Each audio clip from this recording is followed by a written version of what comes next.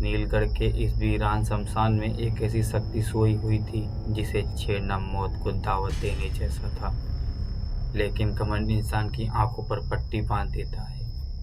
आज एक ऐसी खौफनाक दास्तान शुरू होने जा रही है जहां विज्ञान भी घुटने टेक देता है और तंत्र की काली दुनिया अपना खून खेलना शुरू करेगी। याद रखिए, शमशान से आप लकड़ियां तो ला सकते हैं, लेकिन कभी कभी उनके साथ कुछ ऐसा भी घर आ जाता है जिसे बाहर निकालना नामुमकिन है। डरपोक कहीं का।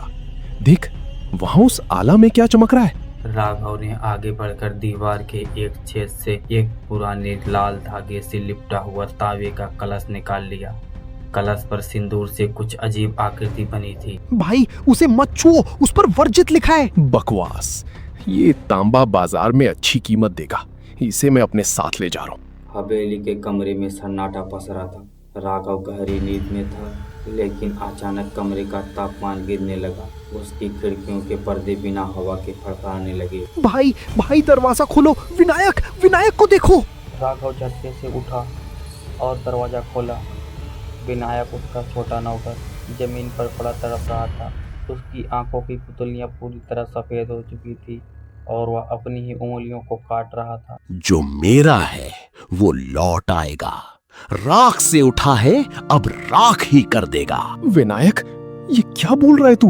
विनीत, डॉक्टर को फोन कर। भाई, डॉक्टर नहीं, देखो इसकी गर्दन पर क्या है। विनायक की गर्दन पर वही निशान उभर आया था जो उस कलश पर बना था। काले जादू का पहला वार हो चुका था। अगले 2 घंटे में वो हवेली का मंजर बदल गया। विनायक के मुंह से काला खून निकलने लगा और वह अमानवीय तरीके से दीवार पर चढ़ने की कोशिश करने लगा।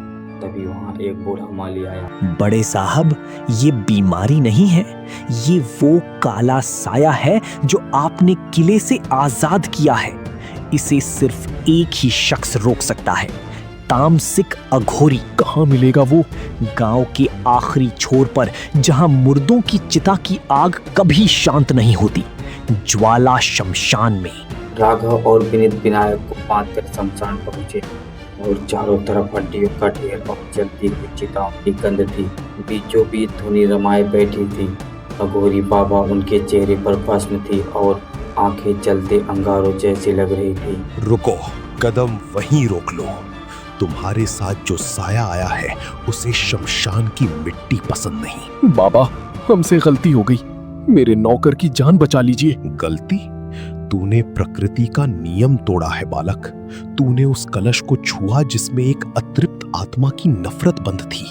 अब वो आत्मा बलि मांग रही है। और याद रखना, काला जादू जब वापस लौटता है तो वो कर्ज सूद समेत लेता है। बाबा, कोई रास्ता, कोई भी रास्ता। रास्ता है, लेकिन वो रास्ता मौत की गलियों से होकर गुजरता है। क्या तुम तैयार हो अपनी रूह को दांव पर लगाने के लिए? अघोरी ने अपनी धुनी से एक मुट्ठी और विनायक की ओर देखा। हवा में एक खौफनाक चीख गूंजी। अघोरी बाबा ने अपनी धुनी के चारों ओर एक सुरक्षा चक्र खींचा। राघव और विनीत उस चक्र के अंदर खड़े कांप रहे थे, जबकि विनायक बाहर जमीन पर लौट रहा था। राघव, वो कलश कहाँ है?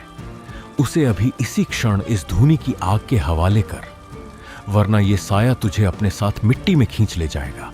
ये रहा बाबा, लेकिन ये कलश अपने आप गर्म हो रहा है, मुझसे पकड़ा नहीं जा रहा। जैसे ही राघव ने कलश निकाला, शमशान की सारी बुझी हुई चिताएं अचानक धधक उठी। हवा का एक बर्फीला झोंका आया जिसने मसाले बुझा दी। अब वहां सिर्फ चिताओं की नारंगी रोशनी थी। विनायक अचानक खड़ा हो गया। उसकी आंखों से खून के आंसू बह रहे थे। उसकी परछाई दीवार पर नहीं बल्कि जमीन पर नाच रही थी और उस परछाई के 2 नहीं 4 हाथ थे। अघोरी, तू बीच में मत आ। इस खानदान ने मेरी पुश्तें बर्बाद की हैं।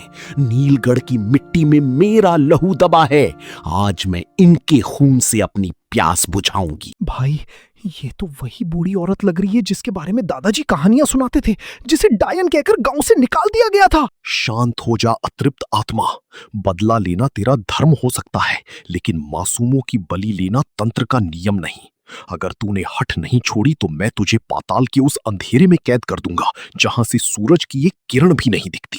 अघोरी ने अपने झोले से काली सरसों निकाली और मंत्र पढ़ते हुए उसे आग में डाल दिया। धुआं नीला हो गया। विनायक के शरीर से एक धुआं जैसी आकृति बाहर निकलने के लिए तड़पड़ाने लगी। अचानक विनायक का शरीर हवा में उठ गया। राघव ने देखा कलश के अंदर से काला तरल पदार्थ जहर जैसा बहने लगा। वह पदार्थ राघव के पैर की ओर बढ़ने लगा। राघव, उस कलश को मत छोड़ना। अगर वो नीचे गिरा तो ये जादू अजेय हो जाएगा। अघोरी राघव और विनीत को लेकर शमशान के कोने में बनी एक पुरानी सी छोटी सी गुफा की ओर बढ़े। विनायक का शरीर हवा में तैरते हुए उनका पीछा कर रहा था।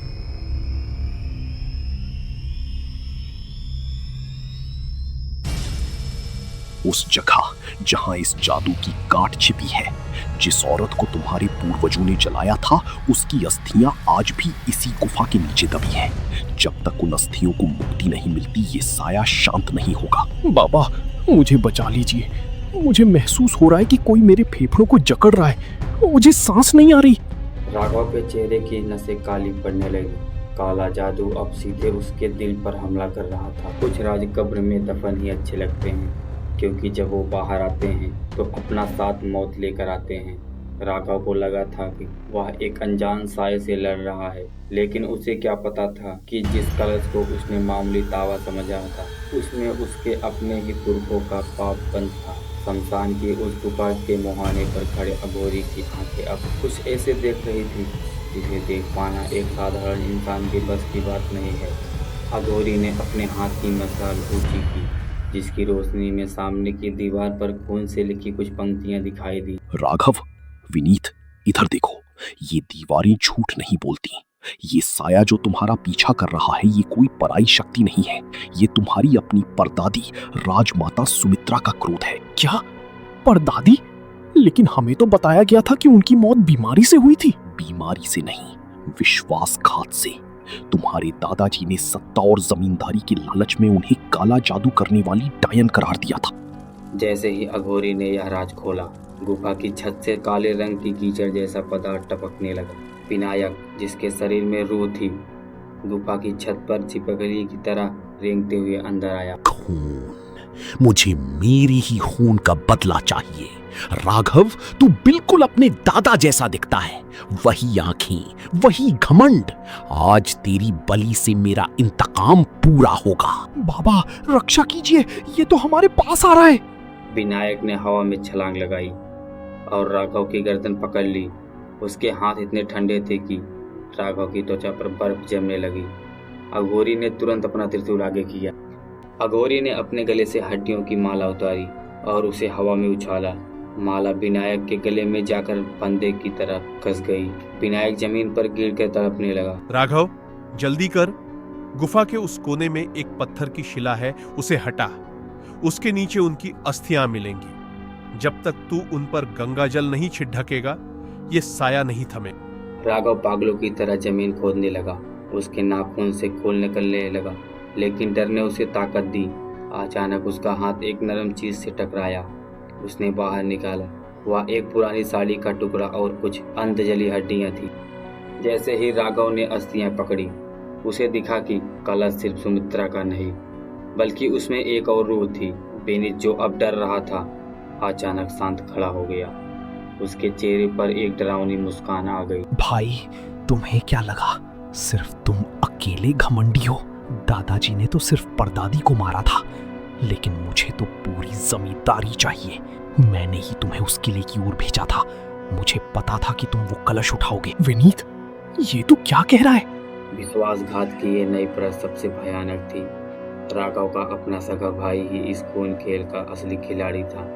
विनीत ने जेब से एक छोटी सी छुरी निकाली, जिस पर पहले से ही खून लगा था।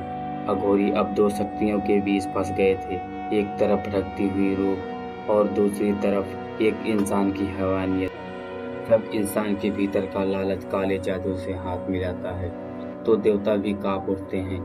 राघव उसके सगे भाई विनीत ने मौत के मुंह पर लाकर खड़ा कर दिया था। गुफा के भीतर अब सिर्फ हवा नहीं चल रही थी, बल्कि काला नाच चल रहा था। एक तरफ परदादी की प्यासी रूह और दूसरी तरफ सत्ता का भोग सगा भाई।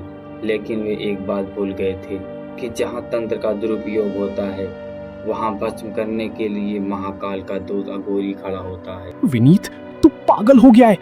ये शक्ति तुझे भी नहीं छोड़ेगी। मूर्ख बालक, तूने श्मशान के नियम का अपमान किया है। अघोरी के सामने बलि देने की जुर्रत। अब देख मेरा तामसिक अवतार। अघोरी ने अपने हाथ का त्रिशूल गुफा की छत की ओर फेंका। त्रिशूल पत्थर में धंस गया और उससे आग की लपटें निकलने लगी। आय ने विनीत की गर्दन दबोच ली। विनीत का शरीर हवा में झूलने लगा। उसने जिस छुरी से राघव को मारना चाहा था वह अपने आप मुड़कर विनीत की ओर बढ़ने लगी। यही तंत्र का न्याय है विनीत। जो खड्डा दूसरों के लिए खोदा जाता है, काल उसे खुद अपने हाथों से भरता है। तूने अपने भाई के खून का सौदा किया, अब अपनी रूह। विनीत का शरीर अचानक पत्थर की तरह ठंडा पड़ गया और उसकी रूह उस धुएं में समा गई। गुफा में एक जोरदार धमाका हुआ और सारी रोशनी बुझ गई। जब राघव ने आंखें खोली तो सवेरा हो रहा था। सूरज की पहली किरण गुफा के मुहाने तक आ पहुंची थी। विनायक बेहोश पड़ा था, लेकिन उसकी आंखों की पुतलियां वापस लौट आई थी। विनीत का कहीं नामो निशान नहीं था, सिर्फ जमीन पर थोड़ी सी राख बची थी। नीलगढ़ के उस शमशान में आज भी सन्नाटा है, लेकिन अब वह सन्नाटा डरता नहीं बल्कि चेतावनी देता है। राघव ने सब कुछ खोकर एक सबक सीखा कि काला जादू सिर्फ मंत्रों में नहीं, इंसान की काली नीयत में भी होता है। अघोरी बाबा आज भी उन शमशान की धुनी में बैठे हैं, उन लोगों का इंतजार करते हुए जो सीमा लांघने की कोशिश करते हैं।